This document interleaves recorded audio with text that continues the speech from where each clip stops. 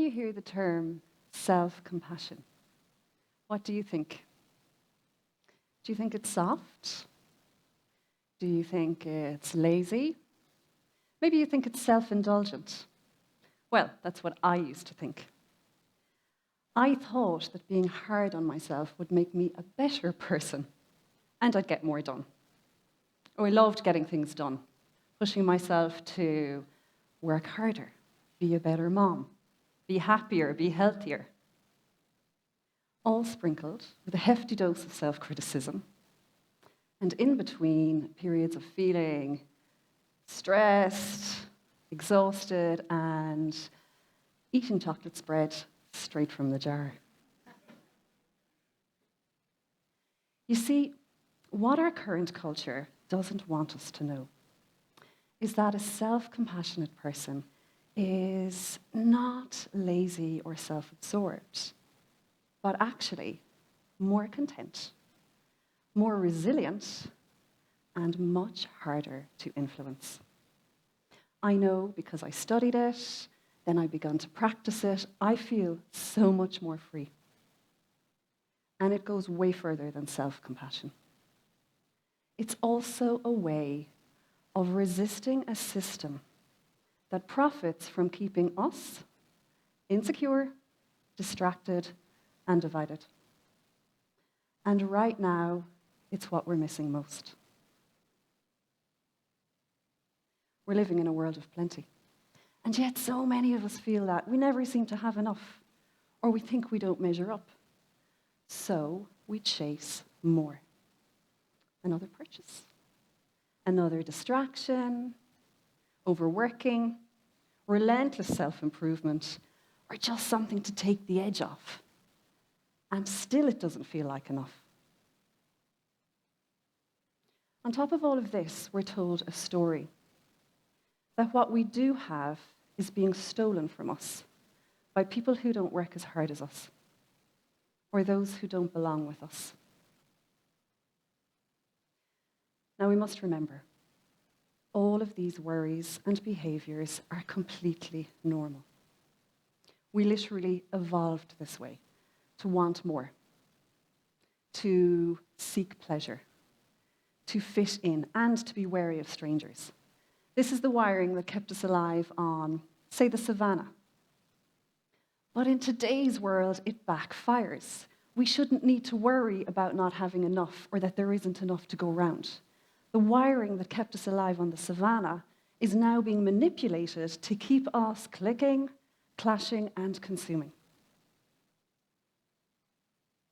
The real problem now, and we all know this, is that wealth and power are becoming more and more concentrated in the hands of a few. A recent analysis by Oxfam reported that the richest 1% in the last 10 years generated enough new wealth to end global poverty for 22 years. There's plenty to go around. It's just not going around. Insecurity sells. Consumerism has a vested interest in keeping us feeling inadequate so that we'll keep buying to make the feelings go away. Division is profitable, driving clicks, winning votes, and even funding wars. No, it's not some grand conspiracy. It's just the way the model is set up to maximize profit. You are not the problem, and neither are the people that we've been told to blame. We all want the same things. So, how do we stop feeding this profit-driven machine? Enter our quiet, unlikely hero, compassion. Now, I don't just mean be nice, be kind, both of which are very worthy, but I mean the type of compassion turned inwards to the parts of yourself that you criticize, that maybe you're ashamed of. I mean the type of compassion extended outward to people whose lives are so different from yours that maybe you fear and judge them. It's not politeness. It's not people-pleasing. Compassion isn't passive, it's empathy with action, it's a disruption, and it's the opposite to how our current culture survives. Because when we're content and connected, the story changes. Now, you might be thinking, like I once thought, okay, this all sounds lovely, but I'm too busy, and I need more practical solutions. Or maybe you're rolling the eyes thinking, yeah, this all sounds a bit sentimental. But here's the thing. While we dismiss compassion as too soft or idealistic and nice to have, the costs are mounting. Rising burnout, a mental health crisis, growing loneliness, insecurity and division being stoked by politics, by media, by algorithms. Compassion is not a luxury. If we delay, we risk a society that is exhausted, isolated, and divided against itself, wasting our energy on the wrong battles.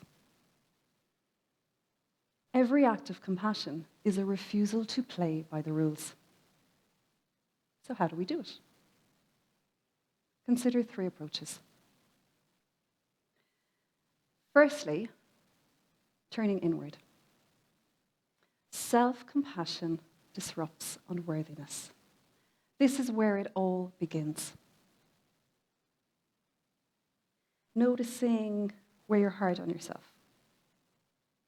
Noticing shame, self-doubt, regret. Then meeting it with care, not critique. Because you're not the only one. To be human means to be imperfect. And whatever flaws you think you have, you're not broken. We have all been shaped by things that are hard to carry. If you could start believing that you're already enough, you stop chasing more. You need less. You don't need to prove your worth. You see the trap of consumer culture, and the model that banks on your insecurity loses traction. Self-compassion isn't always soft. It's messy, and it's fierce. It can make you strong and free up time and energy for what really matters to you. Neither is it self-centered. In fact, when you start giving yourself a break, you naturally extend the same to others. Which brings us to our second approach, reaching outward. Compassion for others disrupts division. Who do you find hard to understand? Maybe it's an individual or a group of people. Maybe their behavior angers or confuses you. Maybe their beliefs clash with yours. Maybe you think they're weak or undeserving. Instead of asking what's wrong with them, try asking what pressures are they under?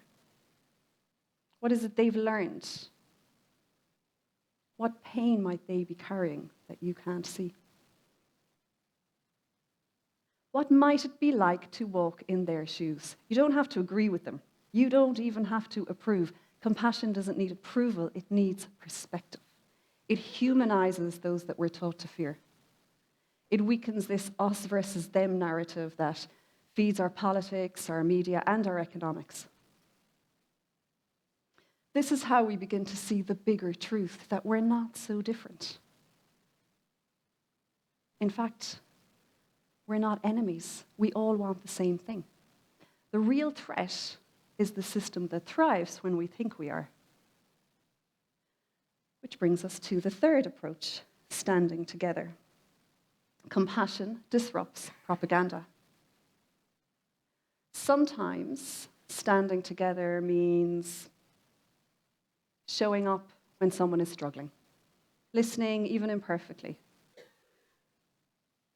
It also means standing with people being blamed, being punished, even erased for the sake of greed and control. It means saying, your pain matters, I won't look away. I'll use my voice when you're being silenced. There are so many ways to do this. It could look like voting differently, donating, marching, volunteering, speaking up and changing the narrative, changing the algorithm, liking and sharing love and truth, and calling out the lies. Misinformation feeds on suspicion and fear, but when we show up from a place of compassion, we write a new story. A story that stops blaming the vulnerable. A story that shifts the focus from fighting sideways to standing together. With the people you love, yes, but also with the people that you're just beginning to understand. It doesn't have to be perfect to be worth it. You don't have to always get it right. I definitely don't. And for proof of that, just ask my teenagers. Here is the beautiful thing. Built into compassion itself is permission to begin again, as many times as you need to. Compassion isn't perfect. Compassion is a practice. It's also an evolutionary strength. Humans survived because we cared and cooperated. Compassion quite literally kept us alive. It helped us thrive. It even shows up in our biochemistry and affects our physiology. Think about this. When we act from a place of fear, a place of lack or suspicion, we release chemicals internally that signal to the body that we are under threat. When another person feels our hate or attack, same thing happens, and they feel under threat. We all end up with nervous systems that are literally stuck in loops of stress and reactivity, fueling further discontent, sending us scrambling for false safety in things like overwork, consumerism, addiction, blaming each other.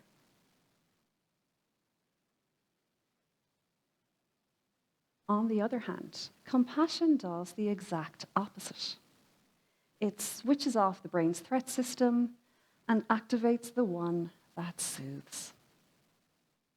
When we act from a place of compassion, when we're giving or receiving compassion, studies show that the heart rate slows, stress hormones drop, and oxytocin, sometimes known as the love hormone, increases. We feel less reactive, we feel more calm, more connected, and more understanding. We no longer need to hide. We no longer need to blame ourselves or criticize ourselves or anyone else.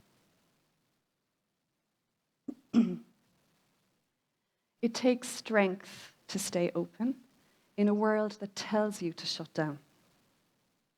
We can all unlearn those things that made us harden. And collectively, when we show up from a place of compassion, we become dangerous. We begin to stand up for what is right, what is just, what is truly important. Compassion is an act of radical resistance. You don't have to change everything. But consciously or not, you choose which world you want to belong to. The one that profits from your fear, or the one that sets you free.